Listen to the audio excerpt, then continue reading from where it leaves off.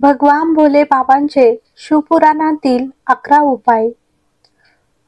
Number 1.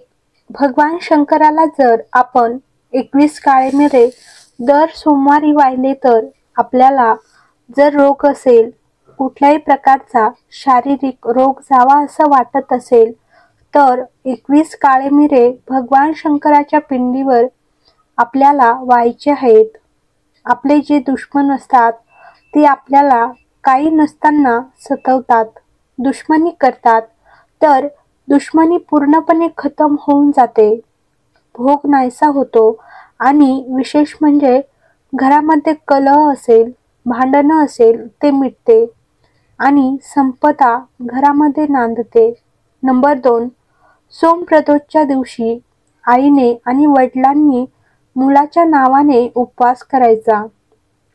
आपला मुलगा स्थिर राहावा, आपल्याला वाईट बोलू नये, तर हा सोमप्रदोष त्यासाठी सांगितलेला आहे. आणि आपण त्याच्या नावाने सोमप्रदोष केला आणि संध्याकाळी महादेवाला जाऊन नमस्कार करून आलो तर 4 ते 5 सोमवार आपल्या मुलात सुधारणा होईल.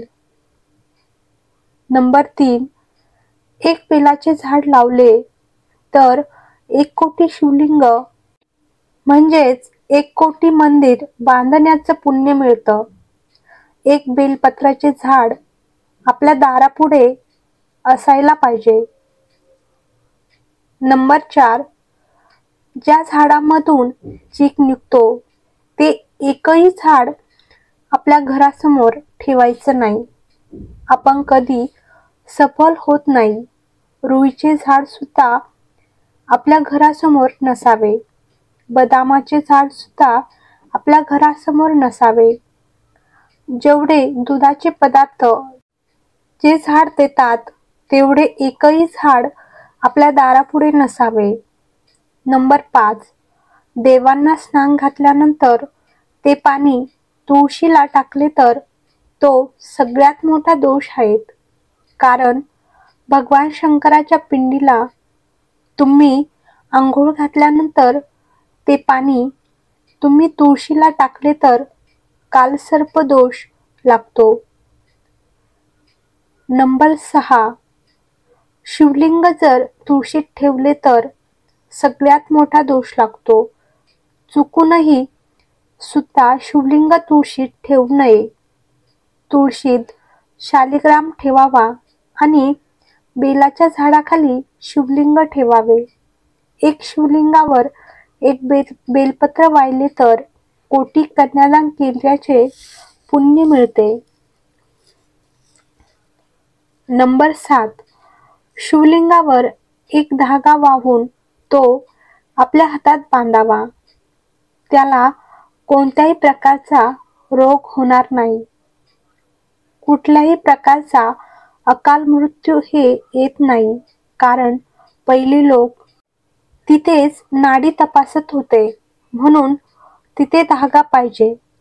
तिथे कायम दाब पडतो. त्या लोकांना कुठल्याही प्रकारचा रोग होत नाही. ते निरोगी राहतात. म्हणून एक धागा तरी आपल्या हातात पाहिजे. हातात धागा आणि कपाळाला गंध, गळ्यात माळ पाहिजे. नंबर 8. शिवपुराणात सांगण्यात आलेले आहेत की मंदिरामध्ये दर्शन घेतल्यानंतर मंदिराच्या पाठीमागे जाऊन कधीही पाठीमागे डोकं लावून दर्शन घेऊ नये. देवाच्या पाठीमागे कधीही चुकूनही दर्शन घ्यायचं नाही. नंबर 9. आपले देवघर ईशान्य कोपऱ्यातच असलं पाहिजे. ईशान्य हे भगवान शंकराचे स्थान आहे. ईशान्य कोपऱ्यात पाणी पाहिजे. ईशान्य कोपऱ्यामध्ये भगवान शंकराचे स्थान असल्यामुळे देवघर पण ईशान्य कोपऱ्यातच पाहिजे आणि ईशान्य कोपऱ्यातच आपली देवाची पूजा पण पाहिजे. नंबर 10. दिव्यावरती अगरबत्ती, धूप पेटवू नये, कारण त्यामुळे घरात दुःख आणि दारिद्र्य प्रवेश करतं. नंबर 11. घरामध्ये झाडू जरी ठेवायचा असेल, तर तो वायव्य दिशाला ठेवायला पाहिजे. वायव्य दिशा म्हणजे आपली पश्चिम आणि उत्तर.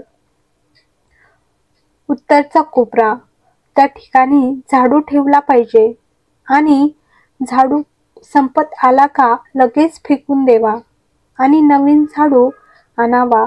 जुना झाला की घरात आजार वाढायला सुरुवात होते. ते लक्ष्मीचं प्रतीक आहे, त्यामुळे झाडूला जपावे. तुम्हाला हा व्हिडिओ आवडला असल्यास लाईक करा, कमेंट करा आणि चॅनलवर नवीन असाल तर चॅनलला नक्की सबस्क्राईब करा.